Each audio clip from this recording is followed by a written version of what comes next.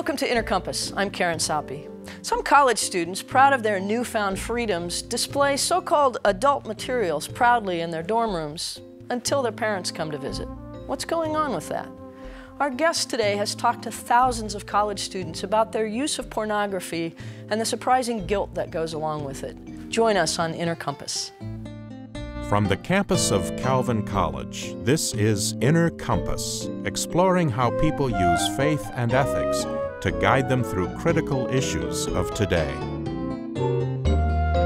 My guest today is Michael Leahy, author of the books Porn Nation, Porn at Work, and most recently Porn University, based on his informal surveys of over 26,000 college students. And that's what we'll be talking about today. Welcome, Michael. Hey, thanks, Karen. Porn is kind of a rite of passage, particularly for male college students or younger, and you've said in your book that it's sort of a status symbol for independent male living. Absolutely. Not only that, but now it's starting to become very chic for women to participate in porn. They're one of the fastest growing group of consumers. But, you know, this has been something that's been around for a long time. One of the reasons why I've written this book and I travel around and speak on campuses is because the campuses are very sexualized. This is a big part of campus life and their identity it mirrors American culture. Absolutely, absolutely. And this is a place where for the 4 or 5 years of students on campus, they can really live this out loud. And what we're finding is they're developing some really dangerous habits that are going to wreak havoc with them, with a lot of them later in life. College is a dangerous time because you have more freedom than you've ever had, with less guidance perhaps than you've ever had, particularly for personal behaviors. And 15 or 20 years ago, at whatever age, if you wanted porn, it was going to be difficult. You'd have to go to I suppose, a bookstore and sneak it out, or I don't know how you would get it. But now it's just a matter of clicking and anybody has access. The internet's changed everything. Right. It's not only made the material more available to the students, but it's also introduced a much more toxic version of the material. Usually it was students looking at magazines like Playboy or Penthouse, some kind of softcore porn, but now they have access to some really deeply degrading and disturbing material. And the thing is, they're bringing this habit along with them that usually started very early in their childhood, 10, 11, 12 years old. That young? Absolutely. On the internet? Yeah. Well, this generation, what's interesting now is this generation of students that's just hitting college campuses today has been indoctrinated or introduced to sexuality and relationships through a pornographic filter, if you will, at a very early age. And a lot of them have gone through their life without any kind of counter argument to that, especially if they didn't have, you know, those kind of open conversations with their parents or in their school. Right. So this is really all they've known, and it's very alarming. Now we've also seen that, you know, pornography by definition being any material designed with the express purpose of arousing you sexually has really permeated all aspects of American life and really even overseas as I've studied this. So the kids that are growing up today and the students that are hitting college campuses have this hypersexualized, objectified view of just humanity that has really been influenced not by just the adult entertainment industry's product, but by, you know, movies, by music, by the video game characters that they interact with, by their text messaging with their friends, their dialogue that they have, and it's desensitized and kind of normalized this what I call hypersexual, you know, culture that we now have today. It's a very important time in their life. They have the ability to now start to form their own value system and start to reinforce that through their behaviors. And one of the big things that students are doing that they weren't able to do at home is to view pornography and to just act sexual openly. But what's interesting in my survey that I found is that we have a very, very high degree of students, high percentage of students, who even in this environment where they can act on their sexual beliefs wide open, they're still hiding, and there's still a lot of sexual shame and guilt associated with their doing or with their behaviors. In fact, one of the amazing questions that we ask is, do you consider your sexual behavior to not be normal? To be abnormal. And fully 20% of the university students, even though we're not defining for them what normal is, consider their sexual behavior not to be normal. And I think that's just astounding. So people are indulging in this and maybe staking the claim that they deserve to or they're entitled to this. For whatever reason, and yet sure. it doesn't make them feel good. It makes something's not reconciling here, and that's creating a lot of inner conflict for these students. That's very problematic and very concerning. And I'm guessing that must be part of the draw initially, is to do something that you're not supposed to do. Absolutely. But then it's not gratifying. And do many students then just give it up and say, well, that wasn't satisfying, I'm not going back? Well, that's a great question. Or are you more likely to go toward addiction? None of these can be blanket statements for all students. But we do know that there's a percentage of them that will continue to pursue this high, this buzz that they get out of being sexual. We know now through medical studies and research that there's a direct connection between dopamine production and increased production in the brain and sexual activity, whether that's actual physical activity or viewing pornography. And so for some of them, they'll maybe set it aside. It's just not their thing.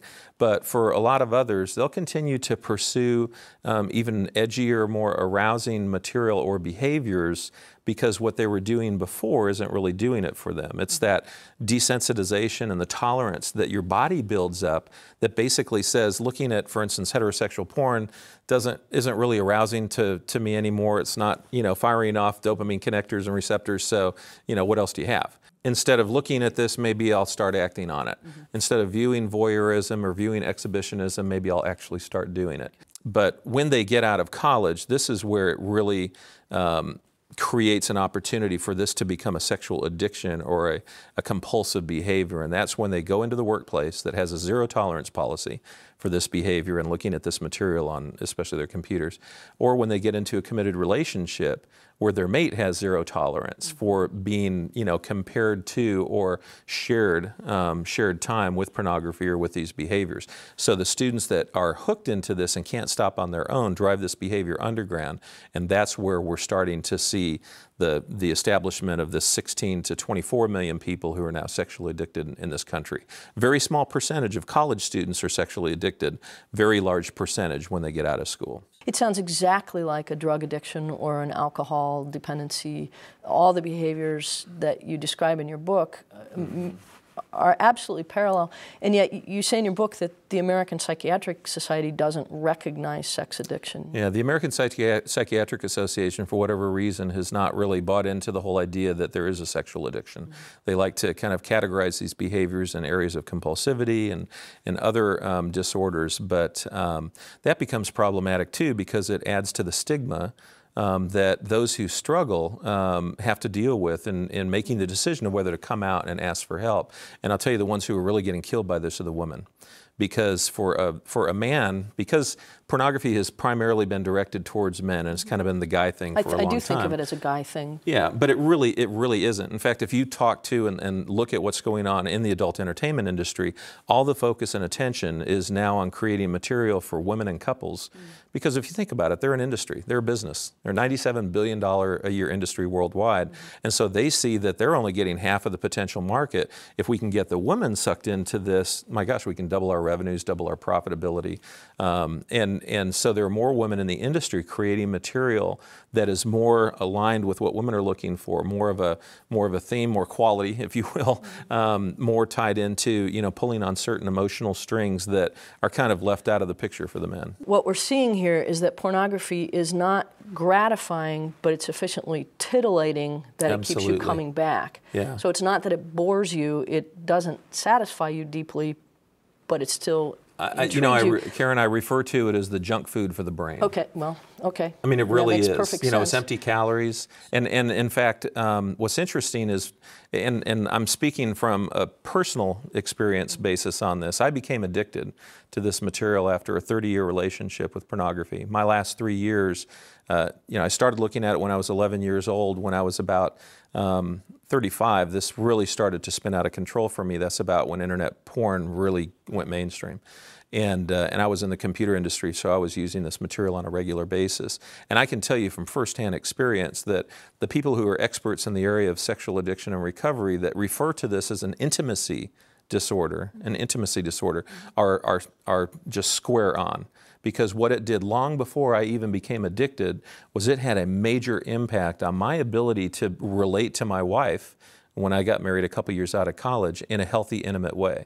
I'm not talking about just in the marriage bed, but I'm talking about allowing myself to be fully known, to my wife and to really be investing in her, because Emotional up until then, intimacy. yeah, up until then, relationships to me were very sexualized. That was the big thing. That was the main thing that it was all about. So I had the role of sexuality in relationships totally out of proportion, and I had something to hide. There was a part of my life that my wife, even 13 years into our marriage, before this had escalated into an affair, which ended up spelling the end of my marriage, that she had no idea whatsoever that I was involved with pornography. And toward those last couple of years, when I say I was involved with pornography, I'm talking about there were days where it was 5, 6, 7 hours a day. And, you know, I wasn't getting my work done, and I wasn't spending time with my kids and my wife. So it's like it's like an H-bomb going off in the midst of your relationships, and it definitely affects intimacy more than anything. It's so many people want to look at this issue and talk about the morality side of it. I don't want someone legislating my morality. So give us the free right to be able to look at the material, or from a First Amendment standpoint of, hey, we have freedom of speech, we have the ability to look at this material, don't tell me that I can't look at it. Those issues have been settled a long time ago through the courts and everything else. But to me, it's more about your relationship with yourself and your relationship with others, and how this distorts that relationship and sets you up with a faulty belief system that will impact every part of your life. So, and when those faulty belief systems start to get established at age 10, 11, 12, they're really hard to undo, which is one of the reasons why it makes this one of the hardest addictions to break. And I hear that from people who have gone through drug addiction rehab and survived alcoholism and are in recovery, and they say this is by far the toughest one to crack. That's why I try to go out and speak on this, to raise the level of awareness and educate people, especially the women, that, you know what, this isn't normal. You don't have to put up with that, and your body should be respected, and it's yours, and pornography is going to distort that. You're more valuable than that, absolutely. We read about people, young teenagers, sexting, I think it's called, where they take pictures of each other, or they take pictures of themselves and send them in. And this complete devaluing of one's own body, maybe doing videos. You put it so well in your book that people are more interested in being noticed than in being known, and more interested in being important than in being significant. Absolutely. I call them the new pornographers, and believe it or not, they go down into from high school and college all the way down into middle school age. Any kid who knows technology and has access to these consumer tools can do it. But here's an important distinctive: is their motivation, unlike the adult industry of the past and the present, their motivation isn't profit. Their motivation is to be noticed. It's attention. It's attention. And this is the way that they're getting it. So they're not some create websites of this, but most of them are just trading it with their friends, and it's kind of, hey, look what I did, or look at what I've shot, and or look at me. And it's really alarming, because through this process, they've really desensitized themselves to the value of what they're putting out there, and how that can come back and haunt them in years later. And it's just total objectification of their sexuality. They don't see it as a big deal, which is leading more and more women and men to just, trade themselves sexually like a commodity. And they've heard a lot of the preaching in the culture of, as long as you're safe, as long as you use condoms, or you're not getting STD, and look out for AIDS and things like that, and as long as you're responsible, it's okay. But that doesn't deal with the emotional or the psychological or even the spiritual issues that come up when students do this. So they wonder why they're not satisfied. Yes. They wonder why they're not satisfied in relationships, why they're actually, some of them aren't even able to form healthy relationships, but yet this gives them that quick high, that quick buzz of, look at me. So instead of really investing in becoming known and knowing others deeply, they're just looking for the, here I am. Right. And it is attention seeking. I'm having trouble reconciling this. On the one hand, people sort of saying it doesn't hurt us, it's okay, it's normal, it's normal, it's normal. Yeah. And on the other side, feeling this sense of guilt that you've uncovered as you've surveyed. You've talked now with, you've talked to 100,000 college students, you've surveyed over 40,000. Yeah.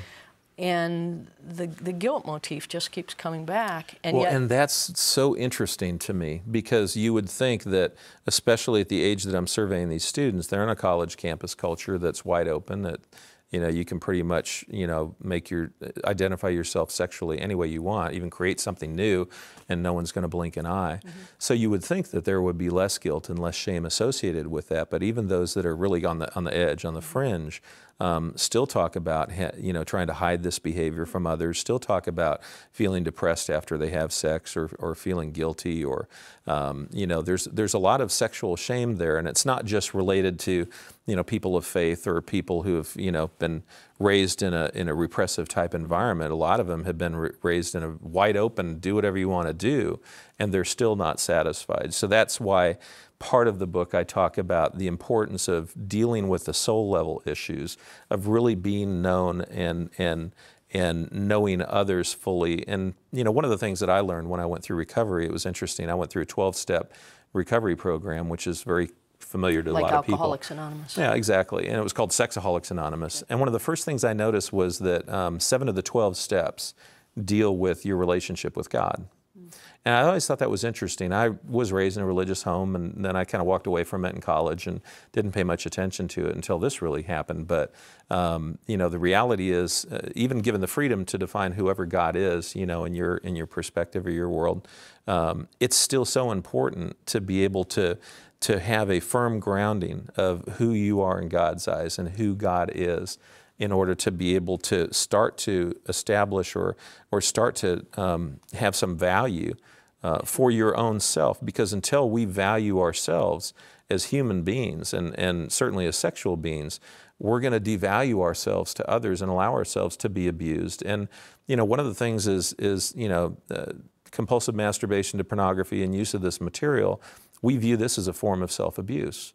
A lot of students don't want to acknowledge that or admit to it, but it really is, because not only are you consuming something that's really taking from others, but then you're taking from yourself and the behavior that you associate with consuming the material, and it's just degrading all the way around. Because you're depriving yourself of what could be a more meaningful relationship with another human being. Exactly. I mean, regardless of what your values are and your morality is, at just the bare minimum, you're robbing yourself of the capacity to experience sexual pleasure, because you're dumbing down, the way that your brain processes the sexual stimuli.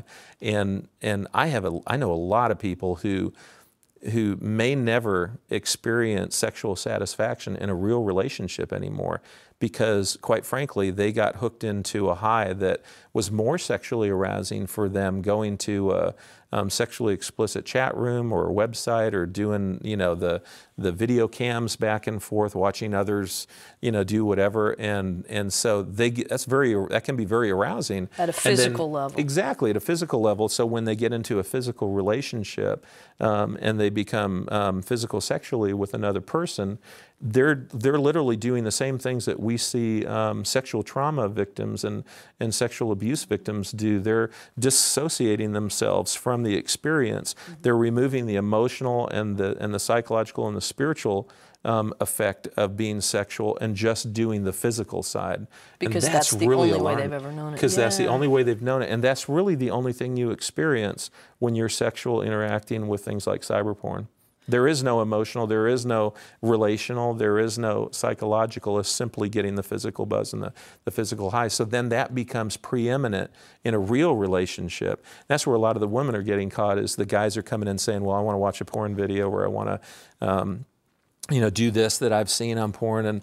And what the women come back and tell me is, they say, it's almost as if he needs this when we're together in order to be satisfied. And I said, you know what? That's so demeaning. You're exactly right. They'll say, it's just like, I'm not enough. Right. And my response to them is, you're right, you aren't enough. For that person, that individual, you're not enough. So, and you probably never will be, as long as he's continuing or she's continuing to do this. So you need to think about that in terms of the way you view this relationship long term. And that's obviously very alarming to a lot of people. What do you wish someone had done for you at a very young age to help you be ready to resist porn, or to walk away from it, or to find something better, so that you didn't have to climb out of the hole, you didn't have to go into the hole? Yeah, well, there's a couple things. Number one, I wish that someone would have had a conversation with me And I hear that a lot from the students. They say, I've never had anyone talk about this subject matter before, an adult, responsibly. So it would have been great to have had that dialogue, and that's one of the issues that I'm trying to show, especially parents, is that regardless of how guilty you may feel about your own past behavior, you got to get over that. And you got to start talking to these kids and letting them know how you feel about these issues, and talk about the impact that pornography has from your own personal experience. And that can be difficult, but you got to have that conversation, because if you don't, they're going to have this black hole or this void in their life, much like I did, and there won't be a counterbalance to the messages that the culture is sending them from a sexual standpoint. It seems like part of that conversation, too, has to be about why this is not okay. Everybody Absolutely. seems to know it's naughty, that's why you do it. I'm so glad you mentioned that, because I tell people the big thing that's not happening, and I was one of those kids growing up that I always asked the why question. And I had a dad who, kind of, his answer was always, because I'm your father, But yeah, the kids, it's not just enough to be able to say, well, you shouldn't do that because, the Bible tells you not to, or, it's not healthy for you, whatever. They really want you to explain, okay, why is this so bad? Yeah. And they're just trying to be honest with you. It's like, hey, everyone around campus is doing it, or everyone I know. Well, why does it hurt a relationship? Well, when you put it as the primary focus of the relationship, then what you're doing is you're devaluing and minimizing, making an emotional connection with another person, really understanding and investing yourself in what their past is, what their issues are, what their day was like, all these different things that are part of day-to-day life. And I know a lot of people that are so focused on, my time with my wife or my time with my husband, I want to, my goal is to get in bed and to have sex tonight. Yeah. And it does make a person feel less important and less significant. And, there are a lot of other why questions that relate to this material, but usually the big one that students have is just, why do you think it's bad, or why would you say that it's harmful? And you need to really be prepared to be able to answer that, and not from a third person perspective either, but from a personal standpoint. That's very easy for me to do, because I can go back and relate to how, for instance, I stole time away from being with my wife and being with my kids to look at the material. So that's another example of the why. And then, of course, just depending on what they want to talk about specifically, answering the question on a surface level and playing the authoritarian card of, well, I'm your mother, or I'm your father, and you just shouldn't do it, is never going to satisfy. No, because I think that feeds the rebellious nature of doing it. Absolutely. That's exactly why I will do it. Absolutely. And it also shows that you really haven't thought through, very deeply on the issue yourself, and so it leaves the other person questioning, really whether what you're saying. How serious are you? Yeah. So, that's important to be able to answer that. And even if you don't know the answer, say, well, I don't have the answer, but let's look for that answer together. Yeah. Because this is really important. So that's one, is have the conversation. Number two is you got to have accountability.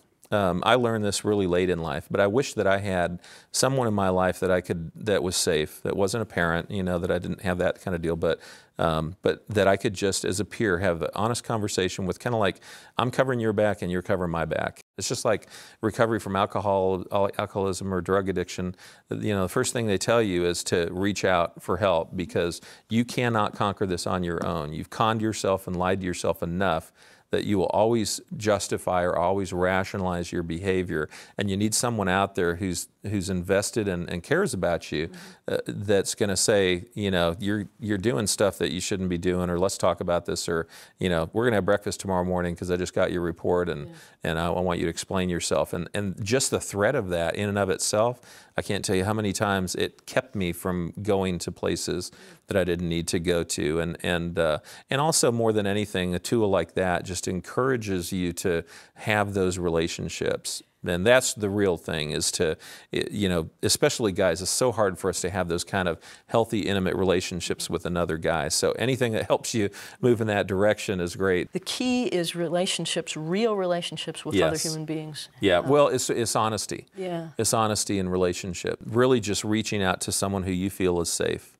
Take a first step to confess that to someone, and just to let them know where you're at and ask them for help.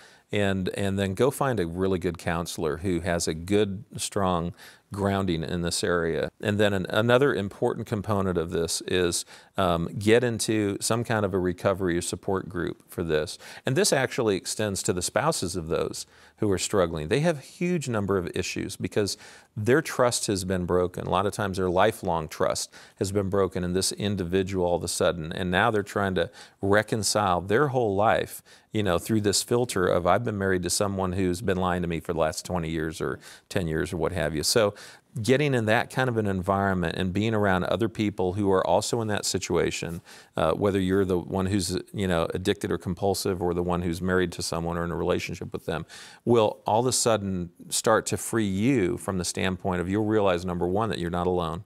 Number two, that if you're the spouse of or the significant other, that this isn't your fault, that this is their deal, has nothing to do with you. And then it's just going to be a place for you to be able to get honest with your feelings about this, because that is the key. When we look at this material and we start looking at it and we start hiding and start, you know, kind of withdrawing in our guilt and shame, we start to become compulsive liars. And in this area of our life, we may be honest with everyone on every other part of our life, but in this area, when we start that at 8, 9, 10 years old, we become really good at it. And that's what these relationships do, is give us an opportunity to be honest. Thank you so much, Michael. Thank you, Karen. My guest today has been Michael Leahy, author of the book Porn University. I'm Karen Saupe. Thank you for watching Inner Compass.